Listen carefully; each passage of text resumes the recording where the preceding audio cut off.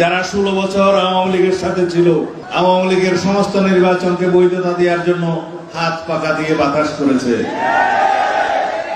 তারা বলছে বাংলাদেশের নির্বাচন নাকি অনুপাত হারে হতে হবে উভয় পক্ষে। জিন্দেগিতে কোন নির্বাচনে তারা কখনো একটি আসনও পায় নাই, একটা মেম্বার চেয়ারম্যানও হইতে পারে নাই। শেষ পর্যন্ত একটা সিটি কর্পোরেশনের নির্বাচনে আওয়ামী লীগের অধীনে নির্বাচনে গেছে, সেই নির্বাচন আমরা বর্জন করেছিলাম। সেখানে একটা দন্তম মোবারক শহীদ হয়ে গিয়েছে।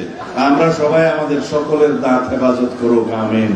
আমরা বলেছি যারা আপনারা আওয়ামী লীগের সহযোগী ছিলেন, আরো কিছু কিছু দল 14 দলের নামে যারা সারা বছর সারা যুগ আওয়ামী লীগের সহযোগিতায় ছিল, তাদের ফ্যাসিবাদী শাসন ব্যবস্থা দীর্ঘায়িত করার জন্য তারা সব সময় তাদের অন্তর্ভুক্ত ইসলামী শাসনতন্ত্র আন্দোলন চরমোনাই পীর বলে, পীর নয় ভণ্ড।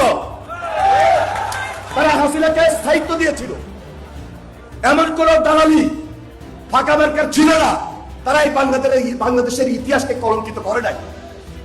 2014 নির্বাচন বলেন, 2018 নির্বাচন বলেন, 2024 নির্বাচন বলেন, হাসিনাকে সহযোগিতা করে হাসিনার স্থায়িত্ব বাড়িয়ে দেওয়ার ক্ষেত্রে এই চরমোনাই পীর, এই ইসলামিক শাসনতন্ত্র আন্দোলন, এই ফাঁকা মার্কা ছিল বাংলাদেশের মানুষের আরেকটা জাতীয় বেঈমান হিসাবে চিহ্নিত।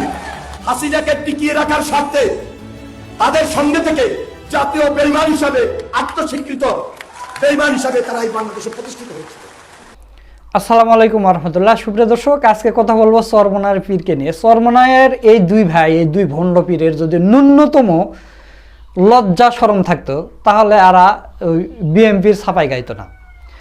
আলী হাসান ওসামা ভাই একটা দারুণ কথা বলেছেন, আপনারা সেটা শুনেছেন, অনেকে অনেকে হয়তো জানেন না, আমি সেটা আপনাদেরকে বলতেছি। আলী হাসান ওসামা ভাই বলেছেন যে চরমোনাই পীর সবসময় বিরোধী দলের বিরোধিতা করে সরকারের মানে ভালোবাসা পাওয়ার জন্য। আপনারা দেখেছেন যে হাসিনার আমলে চরমোনাই পীর তার মেয়ের বিয়েতে দাওয়াত করে নিয়ে গেছে, আওয়ামী লীগের বড় বড় মন্ত্রীদের দাওয়াত করে নিয়ে গিয়ে দাওয়াত খাওয়াইছে। এরপর সমাবেশ করেছে, সেখানে প্রধান অতিথি হাসান আল হক ইনু, আওয়ামী লীগের নেতাকর্মীরা এগুলো করেছে। এরপর যখন দেখা গেল যে এবার বিএমপি সরকার হয়েছে, এখন আবার ওই সেমভাবে বিএমপির প্রধানমন্ত্রীকে গিয়ে আতর দেয়, অমুককে ডেকে আনে, অমুককে ডেকে আনে, এইভাবে এনে সমাবেশ করে। তারপরে জামাতের বিরোধিতা তো চলতেই আছে, মানে হাসিনার আমলেও জামাতের বিরোধিতা এবং বিএমপির আমলেও এখন জামাতের বিরোধিতা চলতেছে। তো বিএমপি নেতাকর্মীরা বা বিএমপির এমপি মন্ত্রীরা তাকে কি কোনো মূল্যায়ন করে? যা ভিডিওর শুরুতে আপনারা শুনলেন যে চরমোনাই পীরের একটা দাঁত মোবারক শহীদ হয়েছে। আরে ভাই, এভাবে ট্রল করলো সালাউদ্দিন আহমেদ। আমরা তো সেটা জানি যে আমরা নিষেধ করেছিলাম যে এই সিটি কর্পোরেশন নির্বাচনে আপনি যায়েন না। পীর সাহেব বলছে না না, আমি হয়ে যাব, হাত পাকায় ভোট দিলে আল্লাহ নবী ভোট পায়, সেই ভোট আমি পাবো না। তো তারপর গিয়ে ফাতরা একটা থার্ড ক্লাসে এক আওয়ামী লীগের নেতা, ছাত্রলীগের নেতা চরমোনাই পীরের ঘুষি দিয়ে তার নাক ফাটিয়ে দিল, দাঁত ফেলে দিল। চরমোনাই পীর ছোট বাচ্চাদের মতো থানায় গিয়ে হু হু হু হু করে কানলো যে আমার নাক ফেটে দিয়েছে। এই চরমোনাই পীরকে নিয়ে এভাবে টল করতেছে যে হাত পাকার বাতাস দিছে গত 17 বছর ধরে। তাদের পিছনে চরমোনাই পীর ঘরে কি বলবেন বলেন? এরপরে আবার আপনারা শুনলেন শহীদ চৌধুরী, অ্যানি চৌধুরী, তিনিও কিন্তু চরমোনাই পীরকে জাতীয় বেঈমান বলেছে, যে স্থায়িত্ব বাড়িয়ে দিছে, হাসিনার স্থায়িত্ব বাড়িয়ে দিছে চরমোনাই পীর। এই চরমোনাই পীরদের কবে লজ্জা হবে, কবে শরম হবে? এই চরমোনাই পীরদের কারণে কিন্তু ইসলামপন্থীরা বারবার হোঁচট খাচ্ছে, এই কিছু সংখ্যক লোকের কারণে। যখন আপনারা দেখেছেন যে 11 দলে জোট চরম পর্যায়ে জমজমাট আকারে চলে গেছে, আসন বন্টন হচ্ছে, সেই সময় এই লুচ্চা দুই ভাই আছে না চরমোনাই পীরের বক্তা, হাফিজুর রহমান সিদ্দিকী আর হাবিবুর রহমান মিসবা। হাবিবুর রহমান মিসবার 4-5টা বউ, তার বইয়ের অভাব নেই। আংটি দেয় হুজুরের বউকে ফতুয়া দিতে গিয়ে, আংটি দেয়, তুলে নিয়ে গিয়ে বিয়ে করে, পরকিয়া করে, কত কি আপনারা সবাই জানেন। এ নাকি সারা বাংলাদেশ ওয়াজ করে ঘুরে এসে বলতেছে না না চরমোনাই পীরের 143-এ এ গ্রেড আছে, সারা বাংলাদেশ ঘুরে এককভাবে নির্বাচন করলে চরমোনাই পীর জিতে যাবে। বললে জামাত টামাতের সাথে জোটে যাওয়ার দরকার নেই, অতএব যদিও জোট করতে চান তাহলে 100-র উপরে আসন চান। তো চরমোনাই পীর 100টা আসন প্রথমে চাইলো, জামাত ইসলাম বললেন না না, অত আসন আপনাদের দেওয়া যাবে না, আমাদের 300টা আসন আমরা রেডি করে রাখছি, সেখানে অত আসন দেওয়া যাবে না, আপনাদের 35টা আসন দেই। তখন চরমনায় পীর বল, না না না 35টা হবে না, 35-এ আমরা যাব না, তাহলে কত 70 আসন দেন।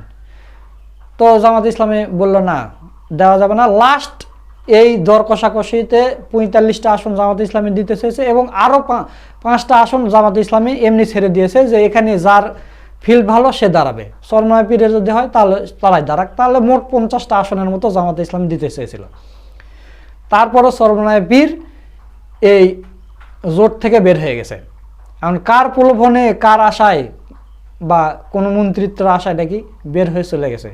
এবং চরমনায় পীরের এই ফয়জুল করিম 2টা আসন নিয়ে দাঁড়াছে এবং চরমনায় পীরের যেগুলো ভাই আছে এরাও দাঁড়াইছে। একজনও জামানত সবার বাজেয়াপ্ত হয়েছে, মাত্র একজন জিতেছে চরমনায় পীরের, সেটা আপনারা দেখেছেন।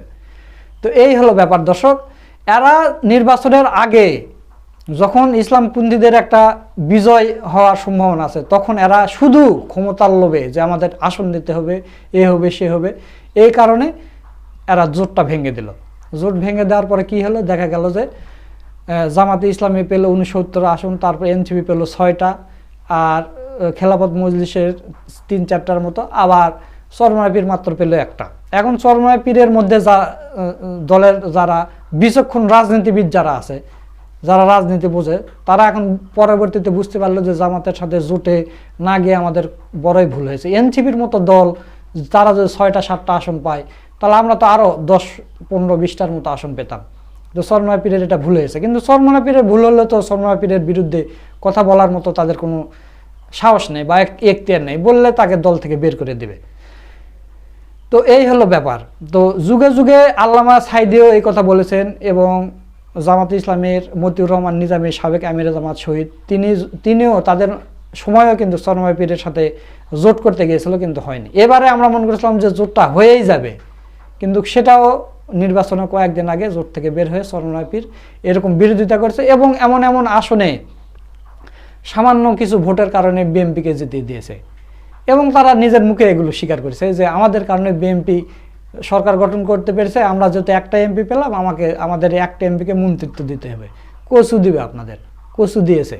তো দর্শক, আপনারা শুনলেন যে বিএনপির সবগুলো নেতাকর্মীরা, এই বড় বড় নেতাকর্মীরা কিন্তু চরমনায় পীরকে কোনো মূল্য দেয় না, তুচ্ছ চাচ্ছিল করে। এর আগে আপনারা দেখেছেন যে চান্দা ভাই নয়ন তো যখন স্লোগান দিত যে মাদক খায়, নেশা করে, পীর সাহেব চরমনায়, এরকম আপনারা স্লোগান শোনেননি?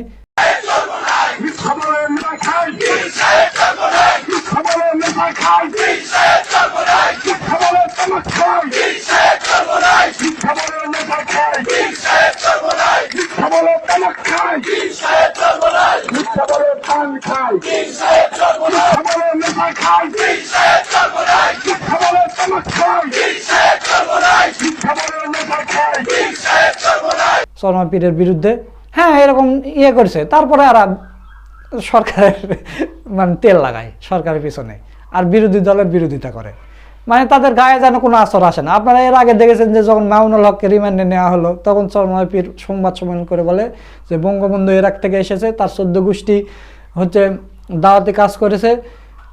আর চরমনায় পীরকে যদি বলা হয় তোর 14 গোষ্ঠীর বাপদাদার নাম বলতে পারবে না, কিন্তু শেখ মুজিবুরের 14 গোষ্ঠীর নাম বলে দিচ্ছে। এরা আসলে, এদের কোনো লজ্জা শরম যদি থাকতো, বিএনপির নেতারা এইভাবে তাদের মুখের উপর বলে দেয়, তাদের যদি লজ্জা শরম থাকতো তাহলে আর বিএনপির পিছনে তেল মারতো না। তো দর্শক, চরমনায় পীরের এই 2 ভণ্ড সম্পর্কে আপনাদের মতামত কি তা অবশ্যই কমেন্ট করে জানিয়ে দেবেন। ভিডিওটা ভালো লাগলে শেয়ার করবেন। সকলকে ধন্যবাদ। আসসালামু আলাইকুম ওয়া রাহমাতুল্লাহ।